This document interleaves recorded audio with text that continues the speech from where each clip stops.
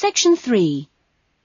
You will hear a tutor, Dr. Simon, talking to some of his students about writing a dissertation. First, you have some time to look at questions 21 to 26.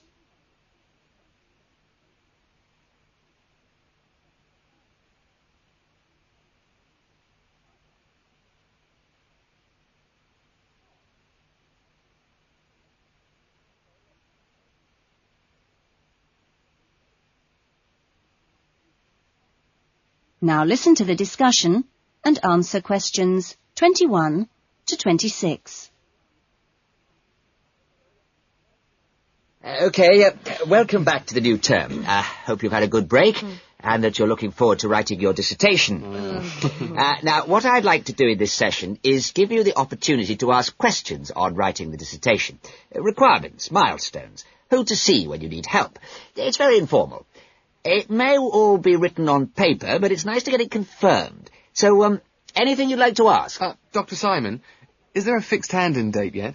Right, I can confirm that that's the 21st of May, not the 20th, as we first stated. OK? Jane?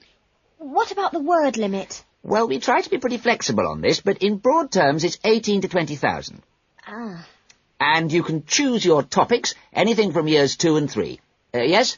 I still haven't got any idea what I want to do it on. Who... Well, you should see your course tutor to agree on your final title, and you should also be aware that there's a special programme running on research methods for anyone who wants some extra help on that. Can I just check on the deadlines for everything? Yes, sure. Look, let me write it on the board. When the different stages have to be completed.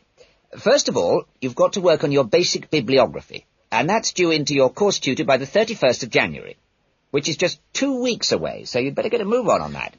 Do we have to have our own draft plan by then? No, your draft plan is due on the 7th of February, which is a week later, so that should give you plenty of time. And when do we have to be doing the research? That's over a 1-month period, essentially February to March. And the write-up?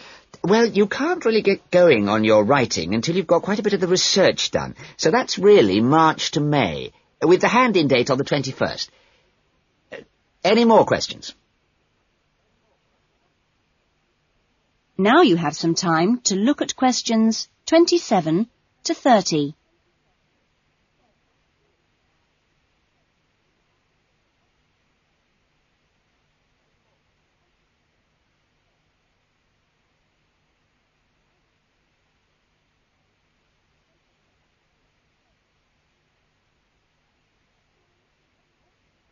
Now listen to the rest of the discussion and answer questions 27 to 30.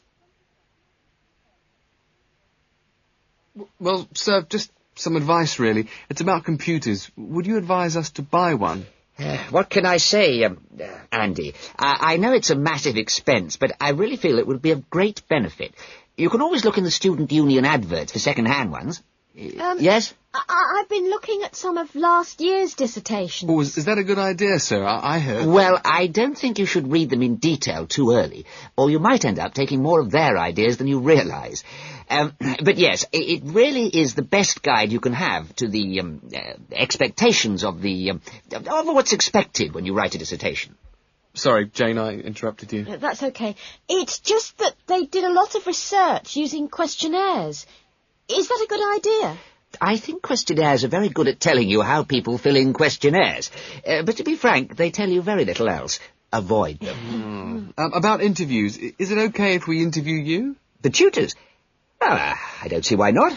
They don't have any special contribution to make, but you can if you want. There's a whole section on this issue in the research guide. I'm afraid it's slightly out of date, and you're probably better talking to the tutor on the research methods course. But you might find it useful to start there. Okay. Thanks. Okay, well, great. I hope that's sorted a few things out. You can always come and see me or drop me a note if you've got any more queries. Right. Fine. Okay, thanks. That is the end of section 3. You will now have half a minute to check your answers.